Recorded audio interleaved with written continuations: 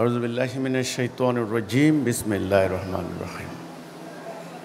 সবাইকে আন্তরিক সালাম, অভিনন্দন, শুভেচ্ছা। আসসালামু আলাইকুম রাহমাতুল্লাহি ওয়া বারাকাতুহু। আপনারা দীর্ঘ 1 মাস থেকে এখানে উশু প্র্যাকটিস করছেন। এটা একটা আন্তর্জাতিকভাবেও ক্রীড়া ডিপার্টমেন্টের খেলাধুলার একটা অংশ। এটাকে খেলাধুলার একটা অংশ হিসেবে সাব্যস্ত করা হয়েছে। কিন্তু খেলাধুলা হলেও স্পেশালি এর উদ্দেশ্য হচ্ছে আত্মরক্ষা, সেলফ ডিফেন্স। আত্মরক্ষাটা জাতীয় এবং আন্তর্জাতিক আইনে এটা একটা অধিকার হিসাবে স্বীকৃত হয়েছে। আপনার নিজেকে সেলফ মানে নিজেকে কোনো শত্রুর আক্রমণ থেকে আপনার নিজের অঙ্গহানি, নিজের জীবনহানিকে সেভ করাটা, রক্ষা করাটা, এটা আপনার মানবাধিকারের অন্তর্ভুক্ত, নৈতিক অধিকারের অন্তর্ভুক্ত। আমাদের রাষ্ট্রের যা আইন আছে সে আইনেও স্বীকৃত এবং ইন্টারন্যাশনাল যে হিউম্যানিটেরিয়ান ল সেখানেও স্বীকৃত, আন্তর্জাতিক মানবাধিকারেও স্বীকৃত, যেটা আমি বলেছি। তো কাজেই আত্মরক্ষার যেখানে আপনার অধিকার, সেখানে আপনাকে আত্মরক্ষার কলা কৌশল, প্রক্রিয়া, প্রসেস, শিক্ষা গ্রহণ করা অতীব জরুরি। এই ব্যাপারে কোনো সন্দেহ নাই, কোনো দ্বিমত নাই। তাছাড়া বর্তমান আমাদের যে রাষ্ট্র ব্যবস্থা, যে সমাজ ব্যবস্থা, যে পলিটিক্যাল সিচুয়েশন, 24 আওয়ার্স আমরা বলতে পারি আনস্টেবল, আনরেস্ট সিচুয়েশন। এখানে প্রতি মুহূর্তে আক্রান্ত হচ্ছে মানুষ, আক্রান্ত হচ্ছে প্রতিষ্ঠান, আক্রান্ত হচ্ছে পরিবার। এই আক্রান্ত হওয়ার প্রক্রিয়ায় সবচাইতে বেশি অসহায়ত্ব বোধ করছেন নারীরা। সমাজের স্বাভাবিক ধারণা, কনসেপ্ট যে মেয়েরা অবলা, মেয়েদের আত্মরক্ষা করার কোনো কৌশল নাই, বা তাদের কোনো হেকমত বা তাদের কোনো সাহস নাই, প্রজ্ঞা নাই, তারা অন্তর্মুখী, তারা ভীতু, তারা অল্পতেই কাবু হয়ে যায়, তারা দুর্বল। এই যে একটা কনসেপ্ট, এই যে একটা ধারণা, এটা দীর্ঘদিন থেকে আমাদের সমাজে চলমান, এটা চালু, প্রচারণায় বিভিন্নভাবে এই জিনিসটা প্রতিভাত করা হয়েছে। আমাদের নারীরাও এই ব্যাপারটাকে বোধহয় মেনে নিয়েছেন যে হ্যাঁ, সত্যি আমাদের আসলে কিছু করার নেই, আমরা অবলা, আমরা শক্তিহীন, সাহসহীন, দুর্বল, শারীরিকভাবেই সৃষ্টিগতভাবেই আমরা আসলে দুর্বল হিসাবে সৃষ্টি হয়েছি, কাজেই আমাদের আসলে কিছু করার নাই, কিছু বলার নাই। এটা দীর্ঘদিন প্রচারণার ফলে আমাদের মেয়েদের ভেতরেও একটা আইডিয়া জন্ম নিয়েছে। তো এই ধারণা, এই কনসেপ্ট থেকে বেরিয়ে আসার জন্য, আমাদের নারীদের ভেতরের স্বকীয়তা জাগ্রত করার জন্য, চেতনার উন্মেষ ঘটানোর জন্য, তাদের আত্মশক্তিতে, আত্মবলে বলীয়ান করার জন্য, তাদেরকে নিজেদেরকে অন্তত সেফ, তাদের সন্তানদেরকে সেফ করার জন্য, নিজেকে রক্ষা করার জন্য এই যে মোটিভেশন, এই যে প্র্যাকটিস, ট্রেনিং, সেটার ব্যবস্থা আমরা করেছি। আমরা মনে করি যদি একটা মেয়ে ন্যূনতম আত্মরক্ষার কৌশল জানে, আর কিছু না হোক তার নিজের উপরে নিজের একটা কনফিডেন্স গ্রো করে, প্রত্যয় জন্ম নেয় যে না, আমাকে এত সহজে কাবু করতে পারবে না। একটা ছিনতাইকারী ধরলো, আমার ভ্যানিটি ব্যাগ নিয়ে দৌড় দিবে না, এটা হতে পারে না। খারাপ প্রকৃতির লোক, দুশ্চরিত্র, সন্ত্রাসী, আমার পথ রোধ করবে, আমাকে আটক করবে বা আমাকে হেনস্থা করবে, আমার শ্লীলতাহানির চেষ্টা করবে, আমি অবলীলায় সারেন্ডার করব, কিছু বলার নাই, না, এটা হতে পারে না। অন্তত এই আত্মরক্ষার কৌশল যখন শেখানো হবে, আপনার শারীরিক সক্ষমতা কতটুকু আছে ডাজেন্ট ম্যাটার। আমরা মনে করি যে সেটা হচ্ছে আপনার আত্মপ্রত্যয়, সেলফ কনফিডেন্স, মোরাল, এটা আপনার জন্ম নিবে যে না, আমি অনেক কলা কৌশল পারি, আমার কিছু ফাইট করার, কিছু প্রোটেস্ট করার বা প্রতিবাদ করার, আমাকে প্রোটেক্ট করার একটা প্রক্রিয়া আমার জানা আছে। এই যে একটা প্রাইমারি রেসিস্ট্যান্স যাকে বলা হয়, প্রাথমিক প্রতিরোধ, এটা অন্তত সৃষ্টি হবে বলে আমি মনে করি। না আপনাদের হয়েছে কিনা আমি জানি না। আমাদের মেয়েদের ভেতরের যে প্রতিভাগুলি আছে, তাদেরও প্রজ্ঞা আছে, তাদেরও বুদ্ধি আছে, তাদেরও সাহস আছে, জ্ঞান আছে, সমাজকে, পরিবারকে, রাষ্ট্রকে, মানব জাতিকে অনেক কিছু দেওয়ার, কন্ট্রিবিউট করার তাদের সেই মেধা আছে, সামর্থ্য আছে। কিন্তু দুর্ভাগ্যজনক ব্যাপার হচ্ছে আমাদের সোসাইটির অবস্থা এখন সেখান পর্যন্ত পৌঁছে নাই যে মেয়েদের এই প্রজ্ঞা, এই অভিজ্ঞতা, এই যোগ্যতাকে স্বীকৃতি দিয়ে রিকগনাইজড করে তাদেরকে অ্যাডভান্স করার মতো পরিবেশ সৃষ্টি করে দেবে। এটা কিন্তু আমাদের সমাজে হয়নি। আমরা গত 2 দিন আগে দেখলাম আমাদের মেয়েরা বিদেশে গিয়ে ফুটবলে জিতে এসেছে, সরকারের পক্ষ থেকে তাদেরকে অভিনন্দিত করা হয়েছে, তাদেরকে বিমানবন্দর থেকে খুবই মিছিল সহকারে গিয়েছে তারা। এই ঘটনাটাকে আবার অন্য একটা গোষ্ঠী সেটাকে তারা কঠোর সমালোচনা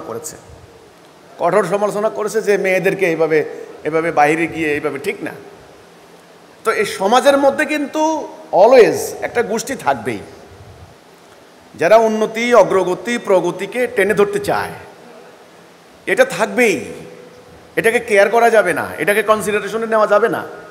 আরেকটা গোষ্ঠী আছে, তারা কিন্তু তোমাদের অগ্রযাত্রাকে সহ্য করবে না, তারা মিথ্যা ফতোয়া দিবে, তারা ব্যারিকেড সৃষ্টি করবে, তোমাদের অবদানকে স্বীকৃতি দেবে না, তোমাদের যে লুকায়িত যে প্রতিভা আছে সেটাকে তারা প্রস্ফুটিত করার জন্য তারা পরিবেশ সৃষ্টি করে দেবে না। এটা অনেকটা মেন্টালিটি, এটা একটা ডমিনেটিং একটা মেন্টালিটি, তারা ডমিনেট করতে চায়। তাদের একটা এই যে স্বৈরাচার বিরোধী আন্দোলন করে সবাই, আমি বলবো এটা একটা স্বৈরাচারী মানে মানসিকতা, যে আমি আমার আন্ডারের মেয়েদেরকে, আমার বউকে, আমার মেয়েকে বা আমার ইয়েকে আমি ডমিনেট করব, আমি যা বলবো আমার হাতের মুঠে থাকবে, তাদের কিছু বলার নাই, কিছু করার নাই।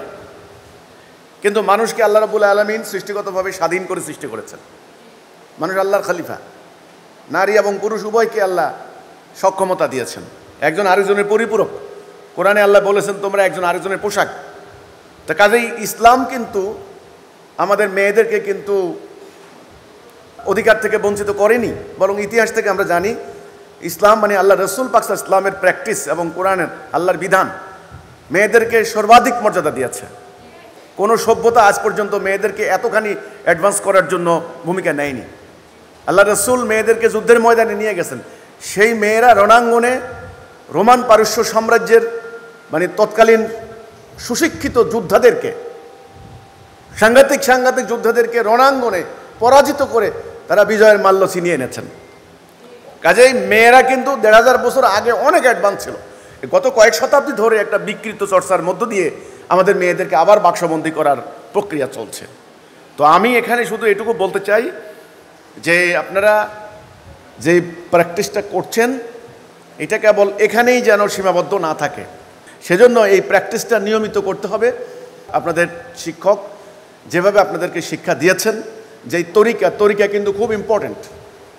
তরিকা মানে হলো সুন্নাহ, তরিকা। আপনি কোন তরিকা, যে কোনো কিছু অর্জন করার জন্য একটা তরিকা লাগে। যেমন আপনারা তরকারি রান্না করবেন, সেটার জন্য একটা তরিকা লাগে। হ্যাঁ, গরু গোশত রান্না করার তরিকা, লতা পাতা রান্না করার তরিকা কিন্তু এক নয়, তরিকা কিন্তু আলাদা। তরিকা মানে প্রসেস, প্রসিডিউর, প্রক্রিয়া। তো উশু একটা প্র্যাকটিস করার এটা একটা তরিকা।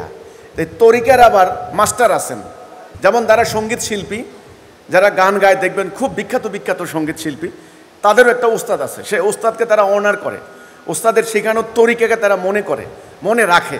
এবং আপনারা খেয়াল করবেন, আমি অনেক সাংস্কৃতিক অনুষ্ঠানে গিয়েছি, সেখানে বাদ্যযন্ত্রটা ধরেই আগে ওস্তাদের স্মরণ করে, আগে সালাম করে, আগে ওস্তাদের, ওর ওস্তাদ কিন্তু নাই, ওস্তাদ কিন্তু মারা গেছে, উনি কিন্তু নাই, কিন্তু ওনাকে আগে স্মরণ করে যে আমার ওস্তাদ, উনি আমাকে এই জ্ঞানটা দিয়েছেন। কাজেই এটা কিন্তু ইসলামেরও শিক্ষা। আল্লাহ বলছেন যে অকৃতজ্ঞ বান্দাকে আল্লাহ পছন্দ করেন না।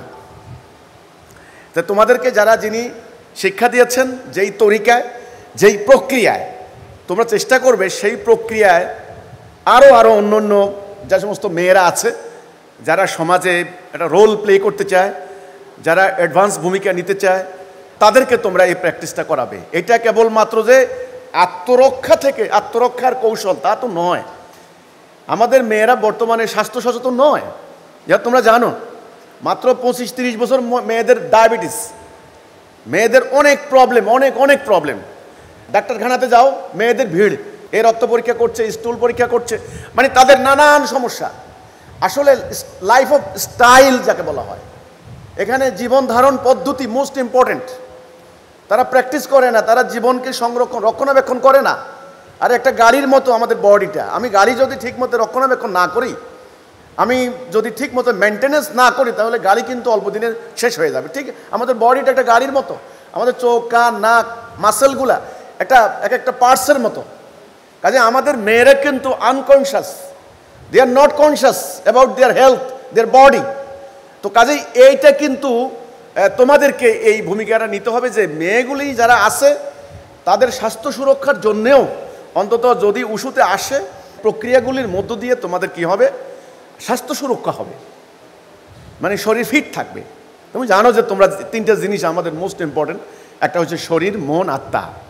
শরীর যদি আনফিট হয়, রোগা হয়, দুর্বল হয়, তাহলে কিন্তু আমার মন কিন্তু কাজ করবে না। আবার আত্মা যদি অসুস্থ হয়, তাহলে আমার শরীর ফিট হলেও কোনো লাভ না, আমি অন্যায় করব। আমি ন্যায় করবো না অন্যায় করবো, এটা নির্ভর করবে আমার আধ্যাত্মিক শক্তির উপরে। তাইলে হিউম্যান বিইং, আমরা যারা মানব শরীর লাভ করেছি, মনুষ্যত্ব অর্জন করেছি, আমরা কেবল গরু বকরি নয়। ওরাও পেশা পায়খানা করে, ওরাও খায় দায়, বাচ্চা কাচ্চা হয়, আমাদেরও তেমনি। তো কাজেই ওই হিসাবে কিন্তু নই, আমরা কিন্তু আমাদের আত্মা আছে, এই আধ্যাত্মিক প্রাণী আমরা কিন্তু, এটা কিন্তু মনে রাখতে হবে, এটা গরুর নাই কিন্তু, এখানে আল্লাহর রূহ আছে আমাদের ভিতরে। এই আল্লাহর রূহটা মোস্ট ইম্পর্টেন্ট। এটাকে আমাকে আল্লাহর খলিফা হিসেবে সৃষ্টি করা হয়েছে। প্রত্যেকের ভিতরে আল্লাহর রূহ আছে। আমি আল্লাহর খলিফা, আল্লাহর প্রতিনিধি। এই দুনিয়াতে আমার মূল কাজ হচ্ছে আল্লাহর খেলাফত করা, আল্লাহর প্রতিনিধিত্ব করা। কাজে আমাকে আধ্যাত্মিক জীব হিসাবে আমার আত্মাকে সমৃদ্ধ করতে হবে। আত্মা সমৃদ্ধ হয় কিভাবে? যেই আত্মায় অন্যায়, অবিচার, জুলুম করার মানসিকতা থাকে না, হিংসা, বিদ্বেষ, অহংকার থাকে না, সেই আত্মা পরিশুদ্ধ আত্মা। সেই লোকের বডি সুস্থ হলে সমাজের উপকার হবে। আর যার আত্মার মধ্যে হিংসা, বিদ্বেষ, অহংকার, অন্যের ক্ষতি করা, জুলুম করা, চুরি করা, ডাকাতি করা ইত্যাদি থাকে, তার আত্মা অসুস্থ আত্মা। সে সুস্থ হলেও সমাজের ক্ষতি করবে। আমাদের শক্তিটা কিন্তু একটা পরীক্ষা, আল্লাহ একটা পরীক্ষা দিয়েছেন। আমার যে শারীরিক সক্ষমতা, আমার অর্থনৈতিক ফাইন্যান্সিয়াল অ্যাবিলিটি বা ক্যাপাসিটি, এগুলি কিন্তু আমার একটা পরীক্ষা, আমার পাওয়ার একটা পরীক্ষা। ডান দিকে নাকি বাম দিকে, আমি কি আল্লাহর পথে ব্যয় করব নাকি খারাপ পথে ব্যয় করব, এটা পরীক্ষা। তো এই আমাকে পরিচালিত করবে আমার আত্মা। একটা গাড়ি যেমন পরিচালিত করে একজন ড্রাইভার, এক্স্যাক্টলি ড্রাইভার যদি অসভ্য হয়, ট্রাফিক রুলস না মানে, আইন না মানে, তাহলে গাড়ি অ্যাক্সিডেন্ট করবে। এক্স্যাক্টলি আমাদের বডিটা আমাদের গাড়ির মতো, আর আমাদের ভেতরে আত্মাটা ড্রাইভারের মতো। এখন আত্মা যদি পরিশুদ্ধ না হয়, তো তাহলে আমি সুস্থ থেকে লাভ নেই। আত্মা পরিশুদ্ধ করার জন্য লাগবে সঠিক আদর্শ। কি লাগবে? আদর্শ, কারেক্ট আইডিওলজি। সেটা আল্লাহ রাব্বুল আলামিন আমাদেরকে দিয়েছেন, আলহামদুলিল্লাহ। সেটা তোমরা পেয়েছো নাকি? এবার আমাদের দরকার হলো মেন্টাল স্ট্যাবিলিটি, মানসিক স্থিরতা। আমি কোনটা করা উচিত, কোনটা করা উচিত না, কখন আমাকে সরব হতে হবে, কখন সাইলেন্ট থাকতে হবে, এই যে আমার উচিত অনুচিত, ন্যায় অন্যায়ের এই যে ডিফারেন্স করাটা, স্থান কাল পাত্র ভেদে কার্যক্রম পরিচালিত করা, এটার জন্য লাগবে আমাদের মানসিক স্থিরতা। তারপর লাগবে আমাদের এবার শারীরিক সক্ষমতা। আমার দম, আমাকে দম অন্তত কয়েক ঘন্টা কাজ করার আমার দম লাগবে।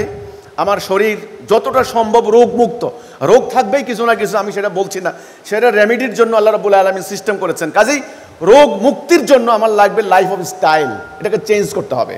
সেটার জন্য লাগবে আমাকে প্র্যাকটিস করতে হবে, ব্যায়াম করতে হবে। তো এই যে আমাদের উশু, এটা হলো আমাদের শরীরকে ফিট রাখার, আমাদের ফিজিক্যাল সিস্টেমটাকে অ্যাবল রাখার একটা আমি মনে করি সবচাইতে ভালো একটা উপায়। তো তোমরা যার যার এলাকায় গিয়ে তোমরা এই জিনিসটাকে অন্য অন্য মেয়েদেরকে উদ্বুদ্ধ করবা। মেয়েদের মধ্যে একটা জিনিস কাজ করে, খুব খেয়াল করবে, শাইনেস। শাইনেস খুব মারাত্মক জিনিস, কিন্তু শাইনেস মানে লজ্জা, লজ্জাবতীর মতো। হ্যাঁ, একটা কথা আছে, লজ্জা নারীর ভূষণ। এই লজ্জা কিন্তু অন্য এই অর্থে, আপনি কোনো শারীরিক ফিটনেসের জন্য এক্সারসাইজ করতে যাবেন, সেখানে শরম লাগে, কে আমাকে কি বলবে, এটা কোনো লজ্জা হতে পারে না। লজ্জা শব্দটার অর্থ আজকে থেকে মনে রাখবো আমার কাছ থেকে, তোমার যেটা করা উচিত নয় সেটা করতে যাওয়া, তোমার বিবেককে যখন বাধা দিবে, এটার নাম লজ্জা। এটা আমি করতে পারি না, আমার শরম, এটা আমার এটিকেটের মধ্যে আসে না। কাজেই লজ্জা মানে এটা নয় আমি এক্সারসাইজ করব, আমাকে কে কি বলবে, এটার নাম লজ্জা নয়, এটা ভুল। একদিনে কিন্তু এই কালচার, এই সংস্কৃতির সৃষ্টি হয়নি, এটা একদিনে হয়নি, এটা দীর্ঘ শতাব্দীর পর শতাব্দী ধরে আলোচনা হতে হতে আজকে মেয়েদের মধ্যে একটা অন্তর্মুখিতা কাজ করে, একটা শাইনেস, একটা লজ্জা, লাজ লজ্জা কাজ করে, একটা হীনমন্যতা বোধ কাজ করে। হীনমন্যতা, ইনফেরিয়রিটি কমপ্লেক্স যাকে বলা হয়, হীনমন্যতা বোধ কাজ করে। কে কি বলে, কে কি আবার করে, আমি কি এখানে যাব, আমার এই যে।